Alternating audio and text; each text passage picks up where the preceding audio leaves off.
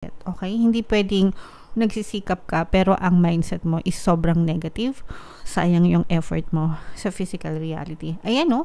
So, magbago, guys. Kasi pag nagbago kayo, magkakaroon kayo ng enough na confidence na sa sarili nyo na parang, oh, kaya ko pala. Unti-unti, guys, makakakita kayo ng pag-asa.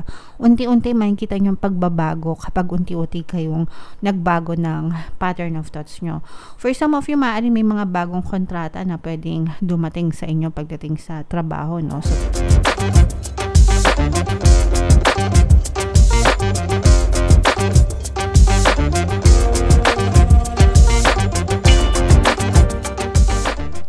hello guys, hello Aquarius, welcome back to Pinay Pixie Tarot. Ang pamagat ng episode natin for tonight is monthly Taroscope para ngayong June 2024 para sa Aquarius, Sun, Moon, Rising, Sign, and Venus. General reading lang guys, pwede mag-resonate, pwedeng hindi, combination ng positive and negative energy mga kapixie. Sa dulo ng video guys, magkakaroon tayo ng yes or no pick a card reading. Ito yung deck na gagamitin natin. Pwede kayo magtanong ng isang tanong, answerable by yes or no, and tingnan natin yung sagot ng tarot sa inyo guys. So sa dulo ng video yan, kaya make sure na tapusin nyo yung video hanggang sa dulo. So unahin natin tong deck na to guys. Tingnan natin yung mensahe galing sa inyong mga gabay. Wow! Grabe, sorry.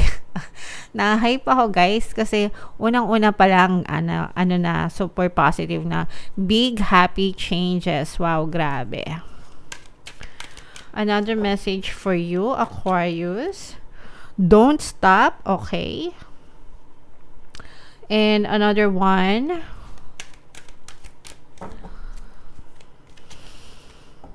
Take action. So, grabe, sobrang ganda ng mga mensahe para sa inyo, guys, no?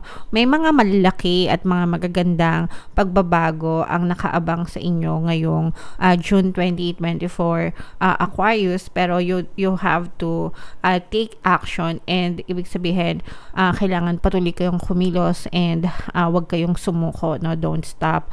Wag titigil sa pagkilos ng mga aksyon, no, na kailangan nyong gawin para matamasan nyo itong mga magaganda at malalaking pagbabago. Sometimes kasi the reason kung bakit hindi natin naaabot or na-achieve yung mga goals natin or yung mga pangarap natin sa buhay is because kikilos tayo, maghahanap tayo ng evidence na okay na ba, na-achieve ko na ba yung goals, ganyan. Tapos pag wala kayong nakikita, wala kayong nakikitang improvement, sumusuko na, okay? Wag ganon mga kapixie, kasi you have to persist, no? You have to persist, you have to, ibig sabihin, kailangan nyo magtiyaga, wag kayong susuko, wag mag-give up hanggang hindi nyo naaabot yung mga dreams nyo, kasi definitely, it can be pushed out in your reality, but it takes time, kasi may delay ang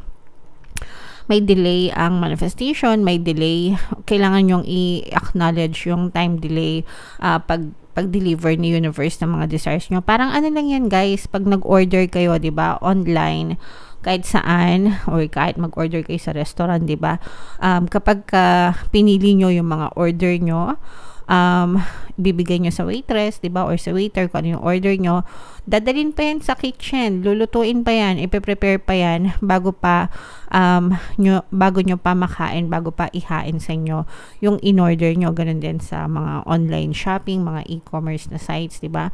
Kapag nag-order kayo, hindi siya instant, meron siyang waiting time. So ganun din sa buhay natin, sa reality natin. Kapag may desire kayo, may gusto kayo, mga kapixie, you have to persist, you have to take action, don't stop, wag titigil hanggang sa tuluyan yung ma-achieve yung mga desires nyo, hanggang sa tuluyang dumating itong mga big happy changes. Ang importante is you take action, you don't stop, you persist. Paulit-ulit ako para paulit-ulit nyo rin maintindihan yung mensahe mga kapixie. Okay? Alright, so comment down below. Ito yung guys, i-mind nyo na yan, no guys, sa comment section. Mind magagandang pagbabago, mind malalaking pagbabago, para ma-experience nyo yan ngayong June 2024. So, i-shuffle ko to guys. Tingnan natin yung paparating sa inyo ngayong June. Habang sinashuffle ko to, panoorin nyo muna yung video natin regarding sa ating paano mag-manifest ng abundance video course. Kapiksi, sawa ka na ba sa mga struggles at hirap sa buhay mo? Masipag ka ba at masikap sa buhay ngunit hindi ka pa rin umaasenso?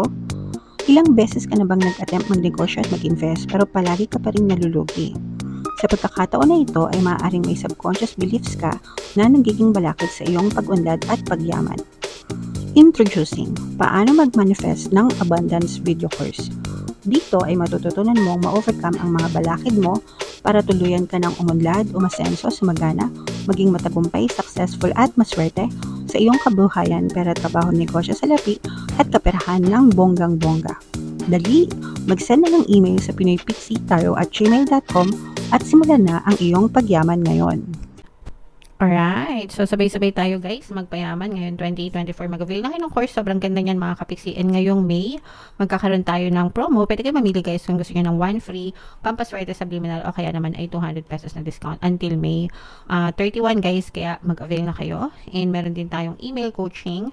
Manifest your desires using the law of attraction. If meron kayo guys na specific na gusto nyong i-manifest, pwedeng love and relationship, pwedeng money or career mga kapiksi, pwede kayo magpabook ng email coaching session with me.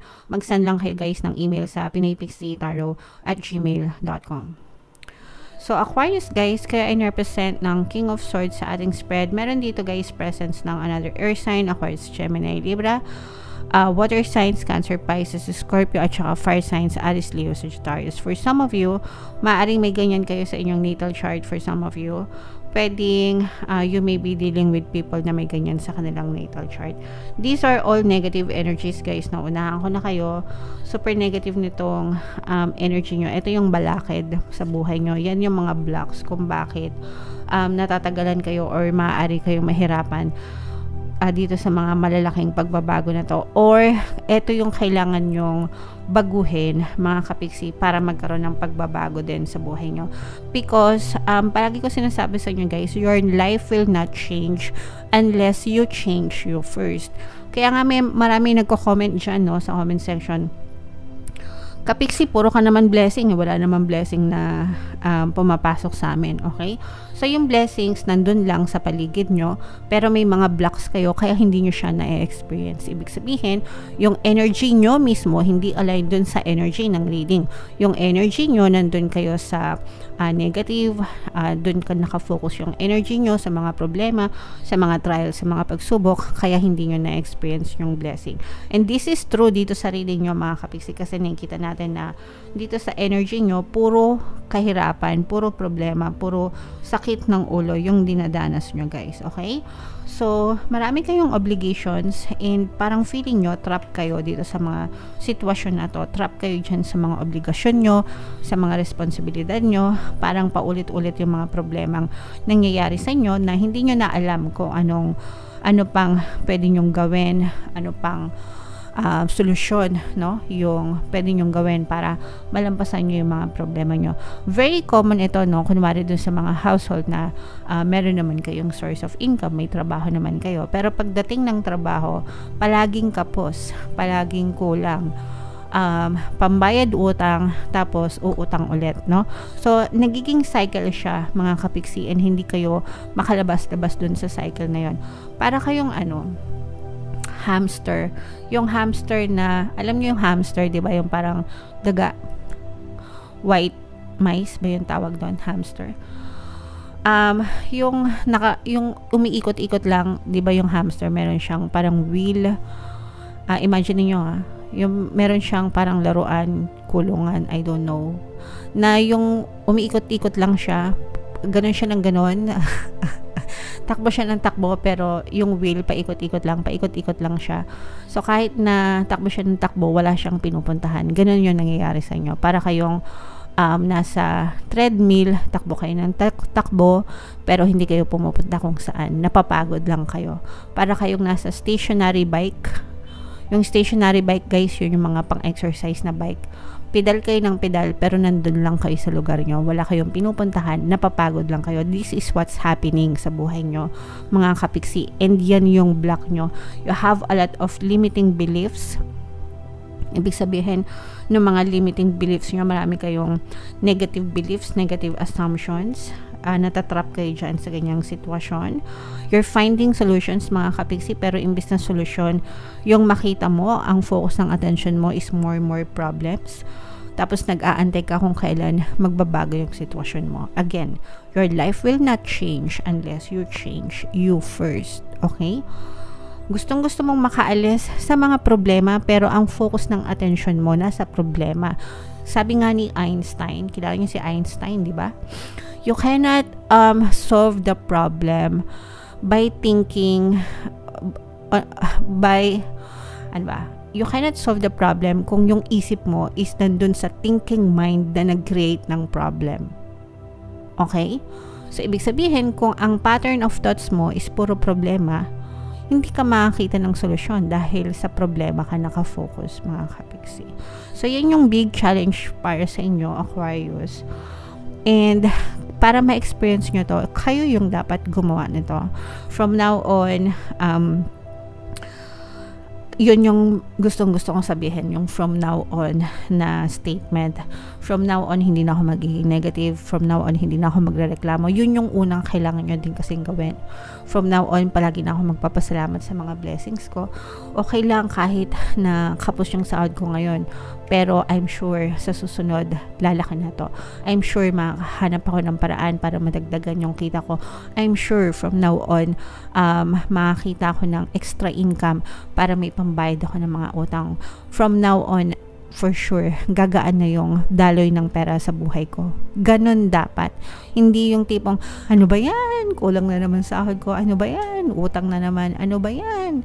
Ganito, ganyan. No? So, again, hindi kayo uunlad or aasenso kapag yung attitude nyo hindi nyo binabago and yung pattern of thoughts nyo, mga kapiksi. So, na-stuck kayo dito sa kanigahan and kayo lang mismo yung nagkikreate ng more problems para sa buhay nyo. So, it has to stop.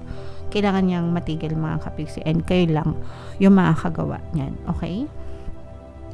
So, nakikita natin na patuloy kayong nagsisikap, guys, no? Pero, okay yan. Okay na magsikap, pero dapat sinasabayan yan ng dasal at saka positibong mental diet. Okay? Hindi pwedeng nagsisikap ka, pero ang mindset mo is sobrang negative.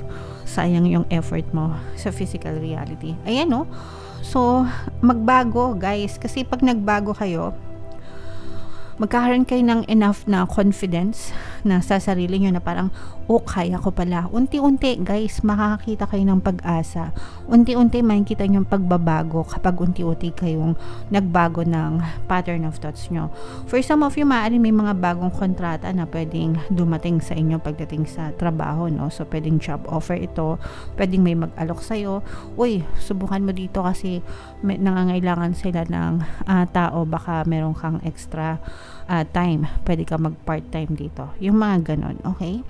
And start believing in yourself. Start having that confidence, mga kapiksi, para malampasan mo itong mga problema na to. Pagdating naman sa relationship, mga kapiksi, sa iyong love and relationship, super happy naman yung energy nyo. Kumbaga, kahit na naghihirap, at least sama-sama, masaya pa rin yung pamilya, masaya pa rin kayong ng specific person mo, and enough na yon para ma-inspire ka na gagawin ko ang lahat para mapaligaya ko sila. Okay? So, yeah. I-mind mo na yan, guys. Mind magandang pagbabago, mind harmonious relationship, mind new contracts, new offers, yan. I-mind nyo sa comment section kasi yan yung magagandang energy ng reading na nakita natin para sa inyo. Okay? So, ito na yung ating yes or no pick a card reading, guys. Huminga ng malalim. Tapos itanong nyo sa isip nyo yung tanong na gusto nyong malaman for June. Answerable by yes or no. Tapos pumili kayo ng isang card, mga kapiksi. By the way, sa lahat ng gusto mag-join sa ating exclusive membership program, i-click nyo lang yung video dito sa yung join button dito sa baba o kaya dito sa taas ilalagay natin. Pag member na kayo, guys, magkakaroon kayo ng access sa mga exclusive videos natin regarding manifestation using the power of your subconscious mind and law of attraction. Napakaganda yan, mga kapiksi. So, eto na, guys. Hinga ng malalim. Tapos, itanong sa isip yung tanong. And then, pili ng isang card, guys. Card 1, card 2, card 3. Kung card 1 ang napili nyo, ang sagot sa tanong nyo ay yes. Grabe. Kung card 2 naman, this is a no. And kung card 3, yes mga kapixie. Alright? So, comment down below, Aquarius, if feeling nyo nakaresonate kayo. Guys, ito yung mga pampaswerte subliminals, libre lahat yan. Pakinggan nyo para makatulong sa inyo. And ito naman yung ating success stories ng paano mag-manifest ng abundance video course. Click here to subscribe, guys, and click here to join our membership program. Thank you for liking, sharing, and subscribing. See you again next time. I love you all, guys. Have a nice day. Bye-bye.